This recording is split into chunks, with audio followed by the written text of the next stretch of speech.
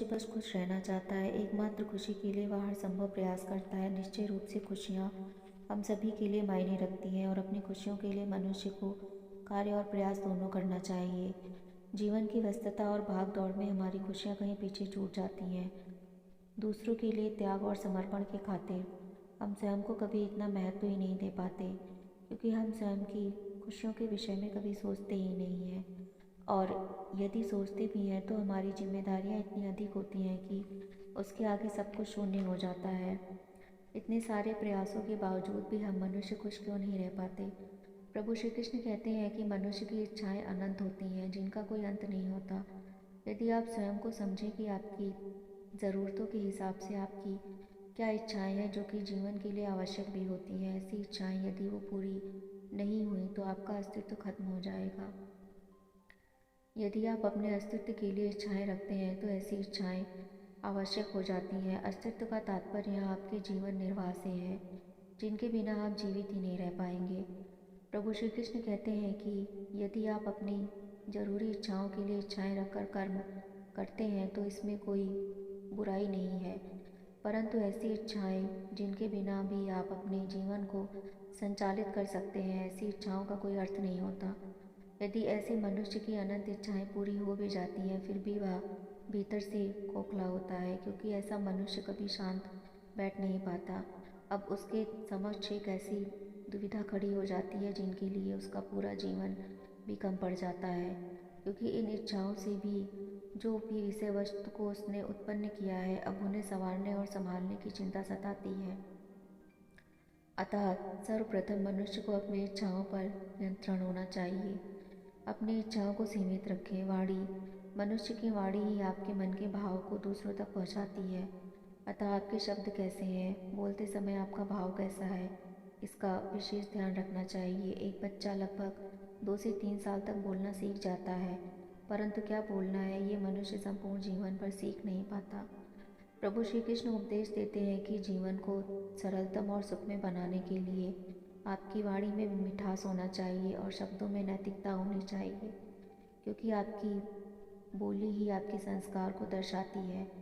भगवान श्री कृष्ण कहते हैं कि यदि मनुष्य अपने जीवन में सुखी रहना चाहता है तो उसे अपनी आगे आने वाली पीढ़ी को अच्छी परवरिश देनी चाहिए, अपने संतानों की भावनाओं को समझना चाहिए। संतान छोटे पौधे की भांति होते हैं। जैसे किसी पौधे में ज़रूरत से ज़्यादा पानी डालने पर वह गल जाता है, उसी प्रकार संतान को भी अधिक लाड़ प्यार बिगाड़ सकता है, और यदि पौधे को लगाकर आप उसका ख्याल नहीं रखते हैं तो वह सूख जाएंगे। उसी प्रकार यदि आप अपनी संतान का ख्याल नहीं रखेंगे तो वह भी मुरझा जाएंगे। उनमें अपने जीवन को जीने की उमंग समाप्त हो जाएगी, वो अकेला महसूस करेंगे। प्यार और स्नेह को ढूंढते हुए गलत लोगों की संगति में फंस सकते हैं।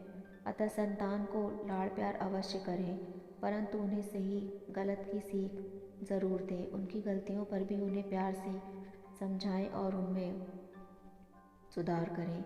डांटना या मारना किसी समस्या का हल नहीं होता। जीवन की सच्चाई से अवगत कराएं। जब भी उन्हें आपकी ज़रूरत हो उनके साथ हमेशा खड़ा रहें, क्योंकि बच्चा जब छोटा होता है तो माता पिता के लिए वो बच्चा उनकी पूरी दुनिया बन जाता है, क्योंकि बड़े होने पर माता पिता अपने बच्चों का सहारा करते हैं। अतः ये बहुत आवश्यक हो जाता है कि जब बच्चे को आपके साथ और सहारे की ज़रूरत हो तो आप उनके साथ हमेशा रहें। अतः उनमें अच्छी सीख और परवरिश का होना बहुत आवश्यक है।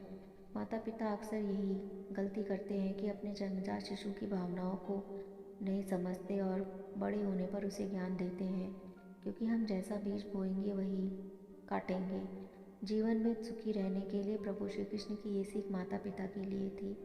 मनुष्य के जीवन में कब कठिन समय आ जाए ये कोई नहीं कह सकता। ज़रूरत के वक्त कोई साथ नहीं देता। अर्जुन गीता में प्रभु श्री कृष्ण से पूछते हैं कि हे माधव, मनुष्य कठिन परिस्थिति में भी सुखी कैसे रह सकता है? भगवान श्री कृष्ण कहते हैं कि इसका एकमात्र उपाय है आत्मनिर्भरता।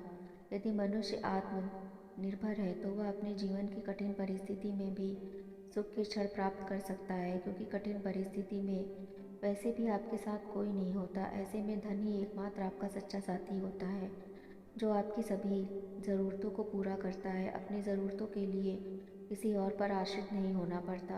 अतः हर परिस्थिति और सुखी जीवन के लिए आत्मनिर्भर होना बहुत ही महत्वपूर्ण है। यदि कठिन परिस्थिति में जो मनुष्य हर बार आपके साथ होता है, उसके साथ कभी छल और धोखा ना करें। ऐसा करने से आप अपने जीवन के सबसे अनमोल मनुष्य को खो देते हैं, क्योंकि जीवन में सच्चे रिश्ते बहुत मुश्किल से मिलते हैं। क्योंकि मनुष्य का पूरा जीवन अकेले बीत जाता है। ऐसे तो तमाम रिश्तों से मनुष्य घिरा होता है, जो कहने के लिए अपने होते हैं, परंतु वास्तव में होता कोई नहीं है। अतः जो मनुष्य हर परिस्थिति में आपके साथ होता है, ऐसा रिश्ता बहुमूल्य होता है। प्रभु श्री कृष्ण कहते हैं कि अपने जीवन को वही मनुष्य सुख में बना सकता है जो स्वयं से उम्मीद करता है, न कि दूसरों से। कोई कितना भी खास क्यों ना हो, कभी किसी से उम्मीद ना करें। जो भी उम्मीद करनी है आप स्वयं से करें। प्रभु श्री कृष्ण कहते हैं कि जीवन बहुत ही सरल और आनंदमय है। हम मनुष्य ही अपने जीवन को कठिन बनाते हैं और स्वयं को उलझनों से घेर कर रखते हैं, क्योंकि हम कोई भी कार्य बिना बुद्धि विवेक से करते हैं। यदि हम आंखें खोल कर देखेंगे तो हर कार्य के पीछे लालच और स्वार्थ छिपा होता है। बहुत कम मनुष्य ऐसे होते हैं जो बिना स्वार्थ कोई कार्य करते हैं, अर्थात जिनमें भलाई दोनों ओर से होती है, जिसमें आपका भी भला हो और सामने वाले का भी। अन्यथा लोग तो बस लोगों को मूर्ख बनाकर अपना ही स्वार्थ सिद्ध करने में लगे रहते हैं। अतः हर क्षण सोच समझकर बुद्धि कौशल के साथ कोई भी निर्णय करें, तभी आप ऐसे स्वार्थी लोगों से बच सकते हैं। मनुष्य के लिए ज़्यादा भावुकता और भोलापन उसके जीवन को खतरे में डालता है। अतः समझदारी और चालाकी अपने जीवन के बचाव के लिए और आपके सुख चैन के लिए ज़रूरी हो जाता है।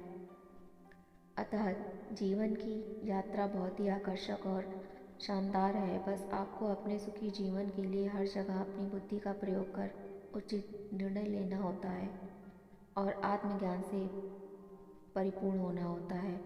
यदि आप प्रभु श्री कृष्ण के संदेशों को अपने जीवन में सम्मिलित करते हैं तो निश्चय ही आप एक उच्च विचारधारा के साथ एक सुखमय जीवन व्यतीत करने में सफल होते हैं।